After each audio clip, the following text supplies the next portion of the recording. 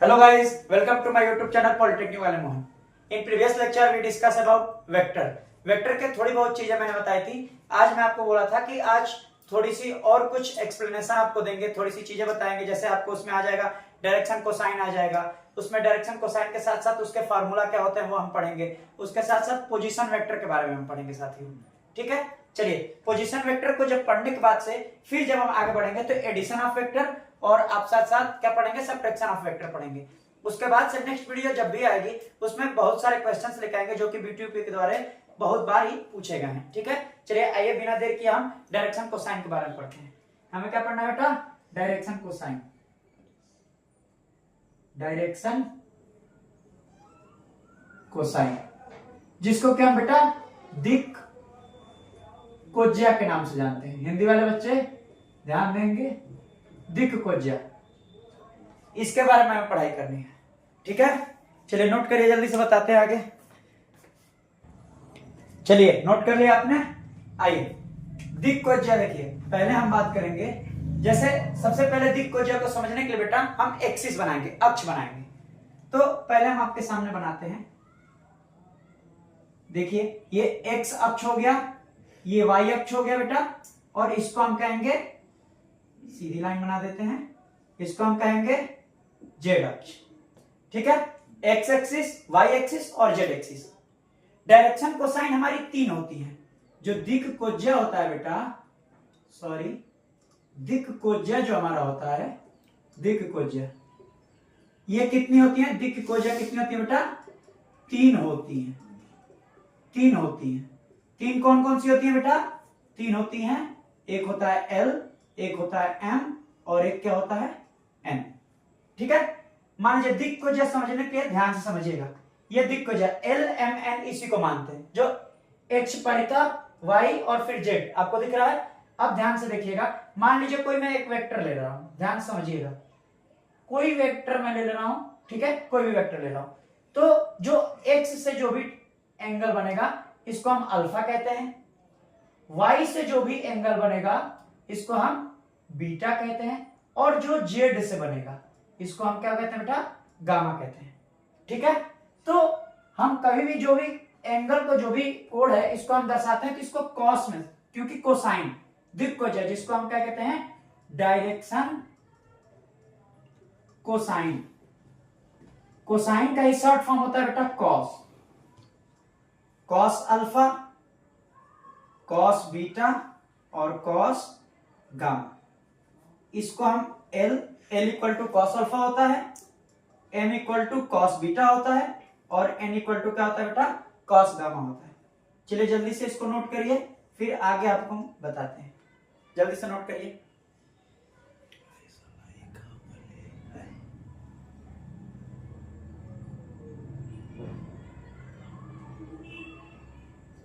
चलिए नोट कर लिए। एक और चीज समझिए, दिक कोज्या आप कहेंगे सर दिक कोज्या होता क्या है, तो दिक कोज्या समझने से पहले बेटा जो भी हम ये तीन एक्सिस बनाए, x axis, y axis, z axis, यानी जो भी इससे वेक्टर से जो भी कोण बन रहा है, ध्यान से समझिएगा, जो भी एंगल बन रहा है इस वेक्टर से, मान लीजिए ये कोई वेक्टर है, वेक्टर ए वेक्टर से जो एक्स के समक्ष जो भी एंगल बन रहा है अल्फा, इसको हम डायरेक्शन एंगल बोलते हैं। अल्फा बीटा गामा, ये भी जो एक्स वाई जेड के परिता इस वेक्टर से जो भी एंगल बना है उसको हम क्या कहते हैं बेटा, इसको हम कहते हैं डायरेक्शन एंगल। ठीक है बेटा, दिक कोण कहते हैं। और जो दिक कोण से जो ये कोसाइन बना हुआ है, ये एक्स वाई जेड, इसी को हम क्या कहते हैं, दिक कोज्या कहते हैं। ठीक है बेटा, इसी को क्या कहते हैं हम, डायरेक्शन कोसाइन कहते हैं। ठीक है, इतनी चीजें आपको समझ में आ गई होंगी। जल्दी से राइट नोट कर लीजिए, स्क्रीनशॉट ले लीजिए, इसके बाद हम नेक्स्ट टॉपिक पढ़ाते हैं। चलिए नोट कर लिया होगा आपने, मिटा दें। चलिए आइए एक और चीज पढ़ते हैं। जो मान लीजिए पहले ये बना ले हम, एक्स एक्सिस, वाई एक्सिस और जेड एक्सिस, ये वाई, ये एक्स और ये जेड। जो ये हमने वेक्टर लिया, कोई भी एक वेक्टर ले लिया, ये क्या था अल्फा, ये क्या था बीटा और ये पूरा क्या था गामा था। अब जो एक्स एक्सिस है, वाई एक्सिस है और जेड एक्सिस है, इसके समक्ष जो डायरेक्शन कोसाइन होता है उसके बारे में हमको पढ़ना है।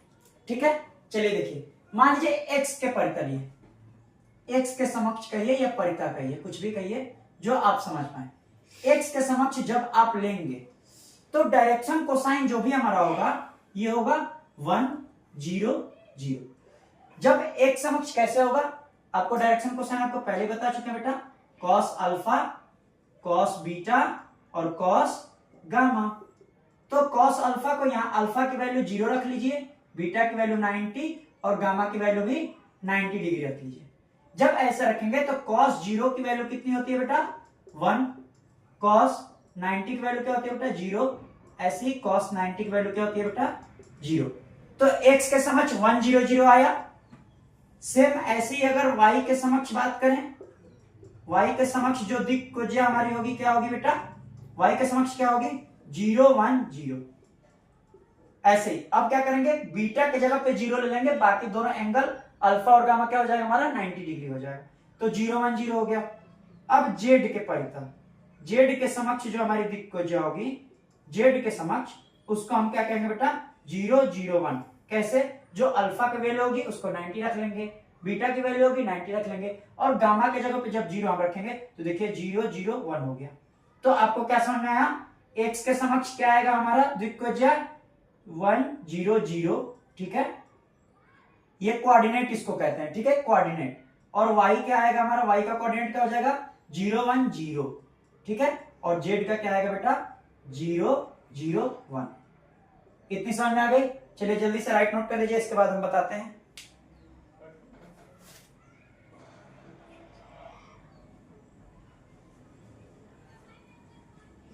चलिए राइट नोट कर लिया होगा आपने, राइट नोट कर लिया होगा। चलिए आगे हम बताते हैं। चलिए एक चीज, सबसे बड़ी चीज यहां हमको समझना है, क्या, इनमें रिलेशन जो डायरेक्शन कोसाइन होता है,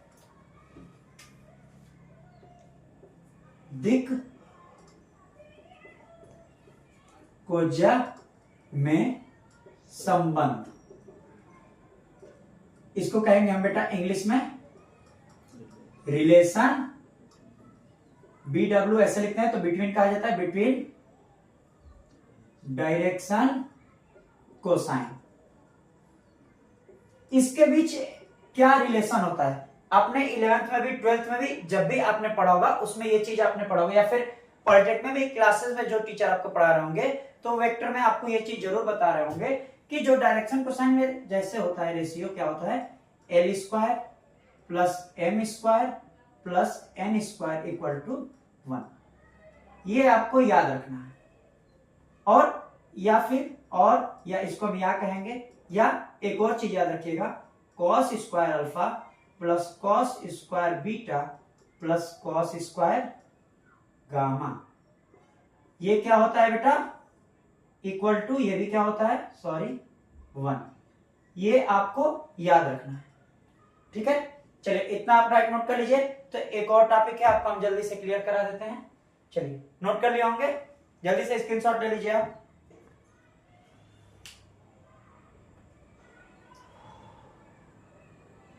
चलिए आइए मिटा दें। चलिए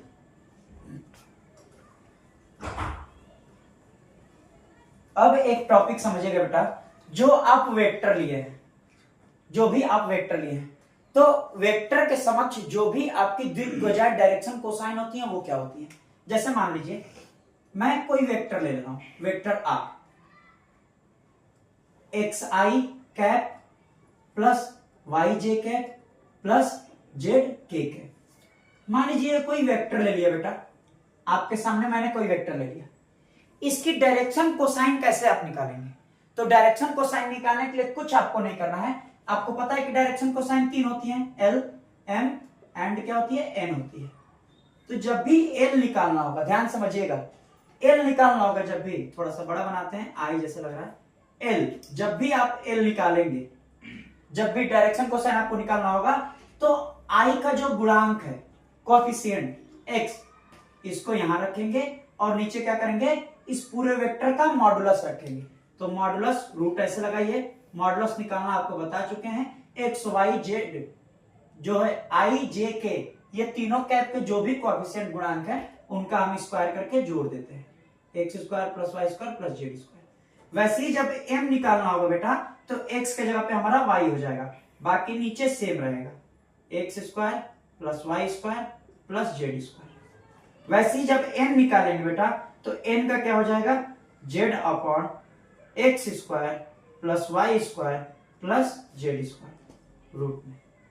ये तीनों देखिए एलिमेंट डायरेक्शन कोसाइन जो भी वेक्टर दिया है इसका डायरेक्शन कोसाइन निकल के चला आया। पेपरों में अगर पूछेगा, बीटीयूपी द्वारा क्वेश्चन बार बार ये रिपीट किया जाता है कि कोई वेक्टर आपको दे देगा, आपको कहेगा find the direction ratio of this vector, इस वेक्टर का, इस सदिश का आप क्या करिए, दिक् कोज्या ज्ञात करिए। तो एल एम एन तीन होता है, एल का फॉर्मूला ये होता है, एम निकालने का ये होता है, एन निकालने का होता है। एल एम एन जब आप निकाल लोगे तो वही आपका किसी वेक्टर के समक्ष क्या होगा, दिक् कोज्या हो गया। ठीक है बेटा, समझ में आई बात? चलिए जल्दी से नोट कर लीजिए, इसके आगे बताते हैं। नोट करिए जल्दी से या फिर स्क्रीनशॉट ले लीजिए, मैं इधर हो जाता हूं। नोट कर लिया आपने? चलिए मिटा देते हैं। आइए, इसके बाद एक सबसे मेन टॉपिक आता है बेटा, पेपरों में ये हर बार पूछा गया है टॉपिक। क्या आता है? एक टॉपिक आता है बेटा पोजीशन वेक्टर। Position vector. आप पूछोगे सर पोजीशन वेक्टर क्या होता है? पोजीशन वेक्टर समझने के लिए आपको क्या ध्यान देना होगा बेटा? आपको एक्स वाई जेड जो मैंने डायरेक्शन कोसाइन बताया, डायरेक्शन कोसाइन को सबसे ज्यादा ध्यान में रखना है। ठीक है, अगर आप पूछोगे कि सर क्या कहलाता है पोजीशन वेक्टर, जल्दी से हेडिंग डाल लीजिए, हेडिंग डालिए, मैं बताता हूं। ठीक है, देखिए पोजीशन वेक्टर क्या होता है। पोजीशन वेक्टर की डेफिनेशन आप लिखना चाहेंगे तो आप लिखेंगे एक पॉइंट से होकर जाने वाले वेक्टर ही पोजीशन वेक्टर कहलाते हैं। मान लीजिए कोई पॉइंट ए ओ है, कोई पॉइंट ओ हुआ बेटा, ओ से मान लीजिए कोई वेक्टर यहां गया, ये कोई पॉइंट है, यहां क्या है, वेक्टर ए है। तो किसी पॉइंट से एक वेक्टर जब जाता है, होकर जाने वाले वेक्टर एक पोजीशन वेक्टर कहलाते हैं। तो इसको हम कैसे लिखते हैं, ओ ए पर पूरा पे वेक्टर लगा देते हैं। पोजीशन वेक्टर लिखने का यही तरीका होता है, ध्यान से समझ लीजिए। ये क्या होगा, मान लीजिए इस पॉइंट से जाएगा तो ये भी कुछ ना कुछ पॉइंट होगा, ए वेक्टर होगा, इसका भी कुछ ना कुछ पॉइंट होगा। तो मान लीजिए इसका पॉइंट दे देता है, एग्जांपल समझाते हैं। मान लीजिए आया, जैसे मैं क्या बता रहा था आपको कि ये ओ ए वेक्टर पोजीशन वेक्टर है। तो मान लीजिए कोई एक पॉइंट लेते हैं फिर से, ये पॉइंट ओ हुआ, इस पॉइंट से कोई वेक्टर गया ए वेक्टर। ठीक है बेटा, ये कोई पॉइंट दिया, मान लो कोई पॉइंट दिया क्या 1 2 3, और कोई वेक्टर दे दिया आपको 3i plus 4j plus 5k, ये कोई आपको वेक्टर दे दिया। तो ओए कैसे निकलेगा, देखिए अगर पोजीशन वेक्टर निकालना है तो क्या होता है, position vector of A minus position vector of B. तो position of A vector minus position of point O या फिर वेक्टर पोजीशन ओ, इसको भी ओ वेक्टर ही बना लेंगे। तो जब वेक्टर मान लेंगे तो देखिए बेटा संभाल के आ जाएगा 3 - 1, ये पॉइंट ले लिए, ठीक है, प्लस 4 - 2, यहां आई लगा दिए, यहां जे लगा दिए, यहां प्लस के लगा देंगे, के कैप, तो क्या हो जाएगा 5 - 3। तो एक वेक्टर आपको मिल जाएगा बेटा, क्या मिल जाएगा 2i plus 2j plus 2k। जब देखिए ये एक वेक्टर मिल गया जो कि ओए वेक्टर है, किसका, ए वेक्टर का, इसका जिस पॉइंट से होकर निकला है उस वेक्टर से क्या है, इसका पोजीशन वेक्टर है। पोजीशन वेक्टर निकल के आ गया समझ में। चलिए आइए एक और चीज अच्छे से हम समझते हैं, स्क्रीनशॉट ले लीजिए आप। चलिए आइए एक और चीज अच्छे से समझिए। मैं कहने की कोशिश क्या कर रहा हूं इसको समझिए, क्योंकि पोजीशन वेक्टर आप समझ जाते हैं तो आपके पेपर में 1 से 2 नंबर एकदम बने हुए हैं।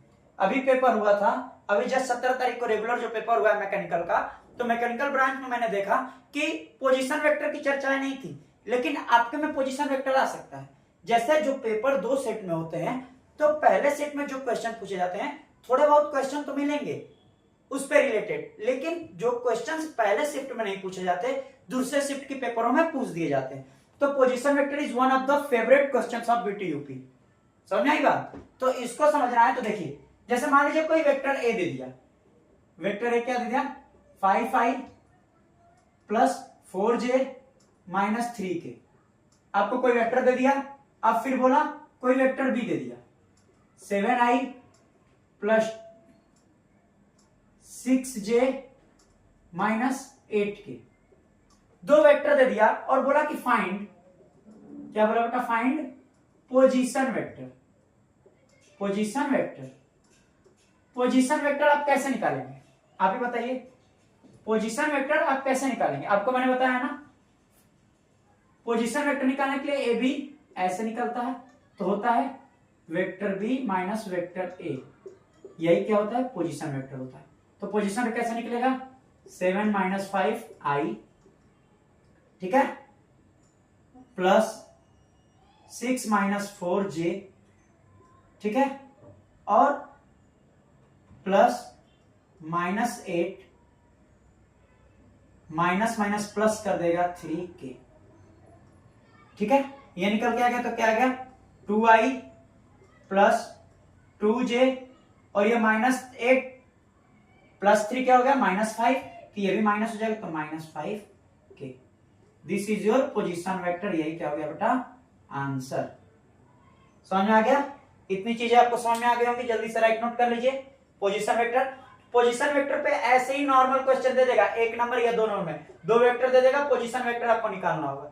या फिर दे देगा कि कोई मान लीजिए कोई पॉइंट है, कोई पोजीशन कोई वेक्टर दिया है और एक दूसरा वेक्टर दिया है, इसकी क्या करिए पोजीशन वेक्टर ए बी निकालिए, तो ए और बी वेक्टर आपके पास रहेगा तभी तो वेक्टर निकलेगा। पोजीशन वेक्टर निकालने के लिए या तो एक पॉइंट एक वेक्टर, या तो फिर 2 वेक्टर की जरूरत पड़ती है, बिना 2 वेक्टर के या फिर एक पॉइंट एक वेक्टर के पोजीशन वेक्टर आप नहीं निकाल पाएंगे, ठीक है। तो आपको समझ में आया होगा। चलिए मिटा दे इसको बेटा, चलिए मिटा दे। अब बात करते हैं सबसे बड़ी चीज, सबसे बड़ा जो टॉपिक है हमारे लिए, बड़ा और इंपॉर्टेंट या फिर छोटा टॉपिक जैसा आप समझिए, मैंने आपको बताया था एडिशन और subtraction of vector. Addition, addition of vectors, सदिशों का जोड़, एडिशन ऑफ वेक्टर्स, सदिशों का जोड़ निकालना क्या होता है। जैसे मान लीजिए कोई वेक्टर ए दे दिया एंड वेक्टर बी दे दिया, तो इसका एडिशन क्या होगा बेटा, एडिशन क्या होगा, नॉर्मल आप पढ़ चुके हैं, vector a plus vector b. समझ में आ गया? ऐसे ही से कोई वेक्टर ए दे दिया, जैसे एग्जांपल आपको बता रहे हैं, वेक्टर ए दे दिया 2i plus j plus 3k। एक वेक्टर बी दे दिया, क्या दे दिया 3i plus 2j plus 5k। बोल देगा कि find, find vector a plus vector b. अगर ऐसे आपसे बोल दे तो आप क्या करेंगे, कुछ नहीं करना है आपको, vector a plus vector b आपको जब निकालना होगा तो आपको ऐसे करेंगे 3 plus 2i plus 2 plus 1j plus 5 plus 3k। आपका एडिशन ऑफ वेक्टर निकल के आ गया 5i plus 3j plus 8k। Addition समझ में आ गया कैसे एडिशन होता है। सेम इसी प्रकार, सेम एकदम इसके 2 कॉपी में ही सब्ट्रैक्शन होता है। सब्ट्रैक्शन के बजाय यहां बस प्लस के बजाय माइनस हो जाता है बस, ठीक है। आइए इसी पे एग्जांपल देख लेते हैं हम। सब्ट्रैक्शन देखते हैं, एडिशन था, इसी पे आपको मैं समझा देता हूं सब्ट्रैक्शन। आइए इसी पे आप देखेंगे सब्ट्रैक्शन, ध्यान समझिएगा। सब्ट्रैक्शन आपको मैं बताता हूं, देखिए क्या है सब्ट्रैक्शन,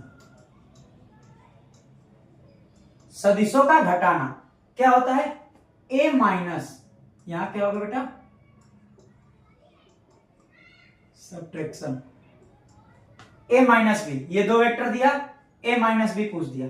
जब a माइनस बी पूछ दिया बेटा, a माइनस बी पूछ दिया तो क्या करना है, a माइनस बी पूछा है ना, ध्यान समझिएगा, a माइनस बी पूछा है ना, a माइनस बी में क्या करेंगे, 8 2 है, 2 माइनस 3, 1 माइनस 2 और ये 3 माइनस 5, तो 2 माइनस 3 माइनस आई, 1 माइनस 2 माइनस जे और 3 माइनस 2 माइनस 2 के।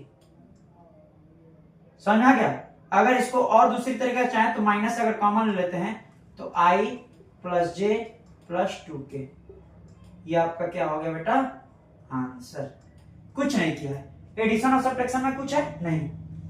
वेक्टर के आपको जो मैंने बताया था कि वेक्टर में हमें क्या क्या पढ़ना है, ये सारी टॉपिक्स जो छोटे मोटे टॉपिक्स थे इसको हमने कवर कर लिया पेपर को देखते हुए। यही सारी चीजें आपको एक नंबर में एडिशन पूछ देगा, एक नंबर में सब्ट्रैक्शन पूछ देगा, पोजीशन वेक्टर पूछ सकता है, डायरेक्शन कोसाइन निकालने को 2 नंबर में 3 नंबर में दे सकता है, कभी कभी डायरेक्शन कोसाइन के साथ साथ पोजीशन वेक्टर दोनों एक ही क्वेश्चन में निकालने को दे देगा और आपको दे देगा 5 नंबर का। जैसे 3 एलिमेंट निकाल रहे थे अपना वेक्टर, तो आपको कहीं एलिमेंट की जगह 3 ठो वेक्टर दे देगा और बोलेगा कि A B and B C, ये दोनों पोजीशन वेक्टर निकालिए। तो 3 वेक्टर रहेगा तो पहले ए बी का वेक्टर पोजीशन वेक्टर निकालेंगे बी माइनस ए, फिर बी सी का निकालेंगे तो सी माइनस ए। मतलब जैसे भी एक चीज आप ध्यान दीजिएगा बेटा, अगर पोजीशन वेक्टर में ए बी बोला तो वेक्टर बी में से ही वेक्टर ए माइनस होगा, वेक्टर ए में से वेक्टर बी आप माइनस नहीं करेंगे। अगर वेक्टर ए में से वेक्टर बी माइनस कर देंगे तो आपका पोजीशन वेक्टर गलत हो जाएगा। आपने डिस्टेंस फार्मूला पढ़ा होगा, x2 minus x1 whole square plus y2 minus y1 whole square, ऐसा पढ़ा है। तो आप देखिए बाद वाले में से पहले वाले को घटाया जाए तो पोजीशन वेक्टर भी सेम वैसा ही होता है, जो बाद वाला वेक्टर होता है उसी में से पहले वाले वेक्टर को घटाते हैं तभी b माइनस ए बनता है, तभी उसको पोजीशन वेक्टर कहते हैं। ठीक है, इतनी चीजें आपको हमको आई होप सारी चीजें समझ में आई होंगी। कुछ ज्यादा आपको एक्सप्लेन नहीं करना पड़ा मुझे, क्योंकि आपने बेटा 11th 12th में हो चाहे पॉलिटेक्निक में आप क्लासेस किए होंगे तो उसमें आप थोड़ा बहुत पढ़ के आए होंगे। तो थोड़ा बहुत पढ़ने के साथ साथ आपको बात करें तो मैंने सारी चीजें एक्सप्लेन कर दी है। अब जितने भी बीटीयूपी में क्वेश्चंस मेन पूछे गए हैं, अगली टॉपिक मेरी क्या होगी बेटा, उसी से रिलेटेड होगी। ठीक है, चलिए एक और बात लास्ट में कहना चाहेंगे हम बेटा आप लोग से कि जो भी ये टॉपिक्स हैं, इस टॉपिक्स को अच्छे से वीडियो को 2-3 बार पढ़िएगा। डायरेक्शन कोसाइन हो या फिर पोजीशन वेक्टर हो या फिर एडिशन हो सब्ट्रैक्शन हो, इन सारी चीजों का कॉन्सेप्ट जब आपका क्लियर हो जाएगा, जब आपको फार्मूले याद हो जाएंगे तो वेक्टर के क्वेश्चंस में 1% फार्मूले में या फिर क्वेश्चंस में कोई प्रॉब्लम नहीं आएगी। समझ आ गई बात? तो आई होप आप ज्यादा से ज्यादा मेहनत करिएगा और ज्यादा से ज्यादा पढ़ते रहिए। गर्मी बहुत है तो सेहत का भी ध्यान रखिए। बाहर दिन में तो कभी जाइए मत, कोई काम रहे सुबह जाइए, कोई काम रहे शाम को जाइए। ठीक है, और पढ़ाई अच्छे से करती रहे, क्योंकि पढ़ाई हमारे लिए क्या बेटा एक शक्ति है। पढ़ाई से ही हम क्या कर सकते हैं, हम इस दुनिया पे राज कर सकते हैं। So you have a weapon and the weapon name is education. Education आपके अंदर है तो आप बहुत ही आगे बढ़ सकते हैं। तो अच्छे से तैयारी करते रहिए, परीक्षाओं की तैयारी करिए। आई होप जिसकी भी परीक्षाएं शुरू होंगी उसकी परीक्षाएं अच्छी गई होंगी। मैंने पूरे टॉपिक अभी कवर नहीं किए थे, लेकिन फिर भी मैट्रिक्स डिटरमिनेंट के कुछ क्वेश्चंस अच्छे मिले थे, इंटीग्रेशन के कुछ छोटे मोटे क्वेश्चंस अच्छे मिले थे जो कि आपके परीक्षाओं में पूछे गए थे। ठीक है, तो आई होप पढ़ते रहिए, सारी चीजें आपको क्लियर होंगी। अब नेक्स्ट वीडियो में मिलते हैं अच्छे क्वेश्चनों के साथ। लाइक करिए, सब्सक्राइब करिए, ज्यादा से ज्यादा शेयर करिए। जय हिंद, जय भारत।